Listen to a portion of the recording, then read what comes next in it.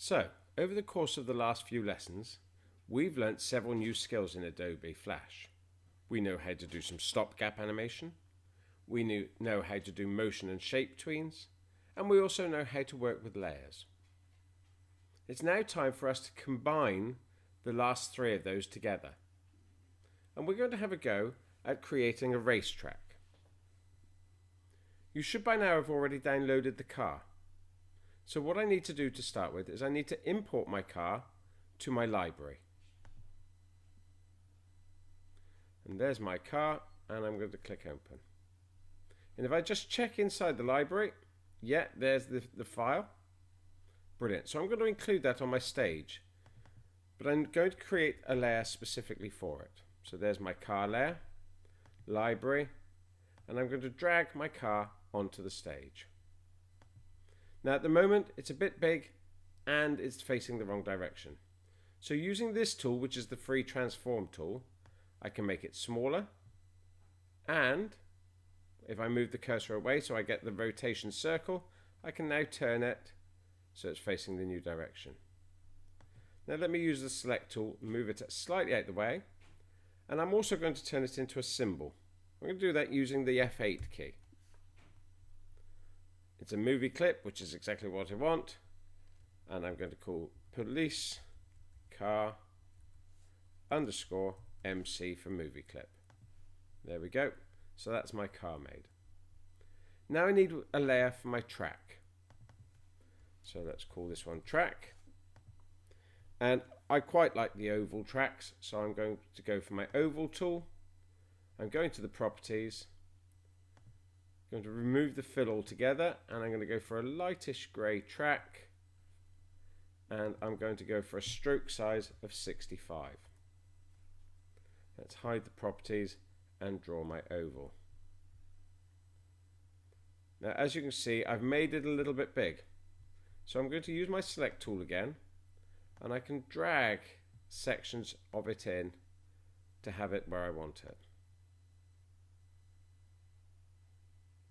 There we go. Not displeased with that.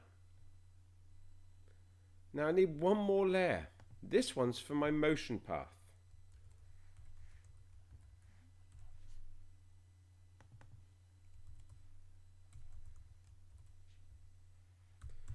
There we go. And this is the layer that's going to have the guide for my track car to follow. So to start with, I'm going to go back, I'm going to use my pencil tool. Let's go back to my properties. I'm going to go for a stroke size of 1, and just to make it easier to see for now, I'm going to go for a slightly darker grey. I'm going to make sure that I've got my pencil mode is in smooth as well. And now I'm going to draw my motion path. This is, like I said, the path that the car is going to follow around the track. You want to try and keep it as central as possible.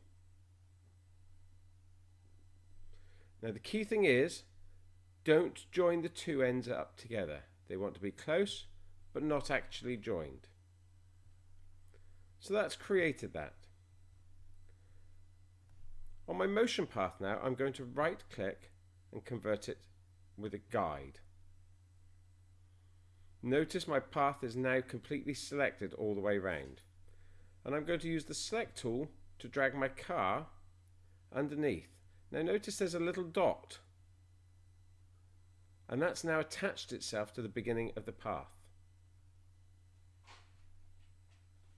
I'm going to pause the video now and ask the question, why is the car hidden?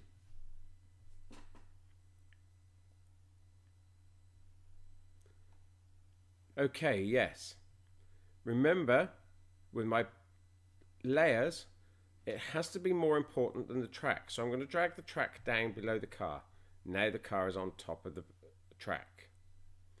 But I'm also going to attach it fully to make this a motion guide. So I'm going to drag my car just so I get still below the motion path, but so I get that thick black line. And look what happens to the logo of my motion path. It changes to show that it's now a guide. So now I'm going to come up to frame 100 and I'm going to insert keyframes for all 3 layers. That's that done. So let's go back to frame 1. And what I now need to do is I now need to, on my car, create a classic tween. I'm going to drag right up to the last frame, and I'm going to drag my car around the path and put it right at the end of my path. See what happens when I play that. Okay, so my car is now following the path all the way around. What's wrong with it though?